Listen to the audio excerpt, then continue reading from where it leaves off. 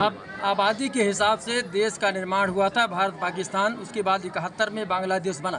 बावजूद इसके हम लाख कोशिश कर रहे हैं, लेकिन बांग्लादेश के जो भी मुस्लिम हैं उनकी मानसिकता भारत के हिंदुओं के प्रति आज भी दूषित है। इसको लेकर क्या कहेंगे? देखिए, हम हिंदू लोग एक वसुधैव कुटुंबकम की बात करते हैं, सर्वधर्म समभाव की बात करते हैं, लेकिन कुछ विकृत मानसिकता के लोग लगातार इस पर प्रहार कर रहे हैं, इसको बिगाड़ने का काम कर रहे हैं। और जिस तरीके से वहाँ पर हुआ है बांग्लादेश में, निश्चित रूप से वो बहुत ही गलत है। वहाँ के शासन प्रशासन में व्यवस्था बैठे हुए लोगों को उसको देखना चाहिए और सही करना चाहिए, और उनको सीख लेना चाहिए भारत से, हिंदुस्तान से, कि किस तरीके से सबका संरक्षण करके, सबको समानता के अवसर प्रदान करके सबको बढ़ने का अवसर दिया जाता है। अगर वो भारत से सीख नहीं ले सकते हैं तो मुझे लगता है कि कभी वो स्थायी लोकतंत्र नहीं चल सकता है। पाकिस्तान में अब तक 77 साल में कोई भी ऐसा प्रधानमंत्री नहीं बना है जो 5 साल पूरे कर चुका हो। इसी तरीके से वहाँ पर भी कई बार फौज का शासन रहता है बांग्लादेश में, कभी व्यवस्था लोकतांत्रिक आती है, तो वहाँ पर भी अस्त व्यस्त चलता रहता है। भारत से अगर सीख लेकर ये शासन व्यवस्था को दुरुस्त करेंगे, सबके साथ न्याय करना सीखेंगे, तभी वहाँ पर लोकतांत्रिक मूल्यों की स्थापना होगी और तभी वहाँ पर स्थायी रूप से लोकतांत्रिक व्यवस्था काम करेगी। मंत्री जी, कल सीएम योगी आदित्यनाथ ने कहा या तो पाकिस्तान खत्म होगा या तो भारत में विलय होगा। किस तरीके से बयान को आप देख रहे हैं सीएम योगी आदित्यनाथ के? पाकिस्तान खत्म होने की कगार पर खड़ा है। पाकिस्तान बचा क्या है? पाकिस्तान की अर्थव्यवस्था किस तरीके से चरमरा गई, टूट गई, कमर तोड़ महंगाई है वहाँ पर। और जिस तरीके से बलूचिस्तान के लोग वहाँ पर आने का लिए, कब्जा करने के लिए आतुर हैं, और जिस तरीके से जम्मू कश्मीर का जो गुलाम कश्मीर है, वहाँ के लोग भारत जिंदाबाद के नारे लगाकर भारत में आना चाहते हैं। भारत एक विकसित राष्ट्र की तरफ बढ़ रहा है। भारत के लोगों को सभी प्रकार की सुविधाएं मुहैया कराई जा रही सरकार की तरफ से। बहुत से लोग वहाँ से भी यहाँ पर आना चाहते हैं, हम तो उनको रोके पड़े हैं। तो आज नहीं तो कल पाकिस्तान को खत्म होना ही है। पाकिस्तान का नक्शा मिट जाएगा इस दुनिया के नक्शे से। मंत्री जी, जो यहाँ अवैध बांग्लादेशी ने, क्या उनको भारत से बाहर भेजा जाएगा?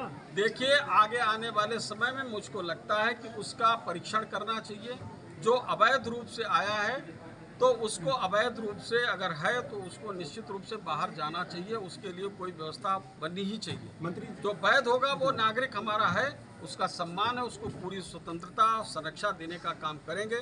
लेकिन अवैध रूप से, अनधिकृत रूप से कोई आता है तो उस पर विचार ही करेंगे। दुनिया के किसी भी देश में अगर किसी अमेरिकी पर हमला होता है, अमेरिकी नागरिक पर, तो अमेरिका सर्जिकल स्ट्राइक तुरंत कर देता है। क्या समय आ गया है कि भारत के हिंदुओं पर जो अत्याचार, भारत से जो अलग होकर के बांग्लादेश गए, क्या अब समय आ गया कि भारत भी सर्जिकल स्ट्राइक करे?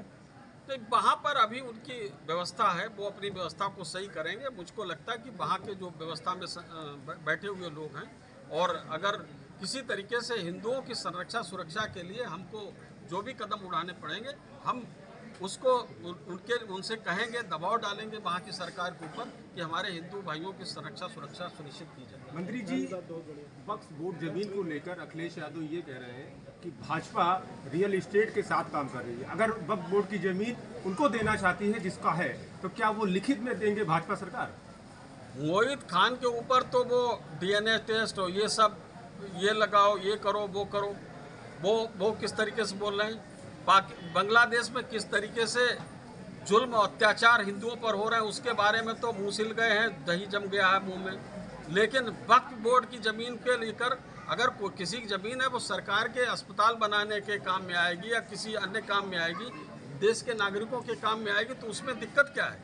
उसकी एक व्यवस्था बनाने का काम अगर होगा तो अच्छी बात है। मंत्री जी, नवाब सिंह यादव के घर पे बुलडोजर कब चलेगा? जिस तरीके से उन्होंने हैवानियत की है एक मासूम बच्ची के साथ। देखिए, उसका परीक्षण किया जा रहा है और निश्चित रूप से इस प्रकार के दरिंदे जितने होंगे उनके घर पर बुलडोजर भी चलेगा, और उसके बाद जो हो सकता है कठोर से कठोर दंडात्मक कार्रवाई न्यायालय के द्वारा कराई जाएगी। मंत्री जी, धन्यवाद। कह रहे हैं कि उस जमीन पर सरकारी भवन का निर्माण किया जाएगा। देखिए, ऐसा है कि जिस तरीके से व्यवस्था बनेगी उसमें अगर किसी की जमीन है, अगर उसके नाम में आती है, निश्चित उससे दे, और जो जहाँ नहीं पता चलेगा तो उसको हम बाकी कामों में इस्तेमाल करेंगे सरकारी। धन्यवाद।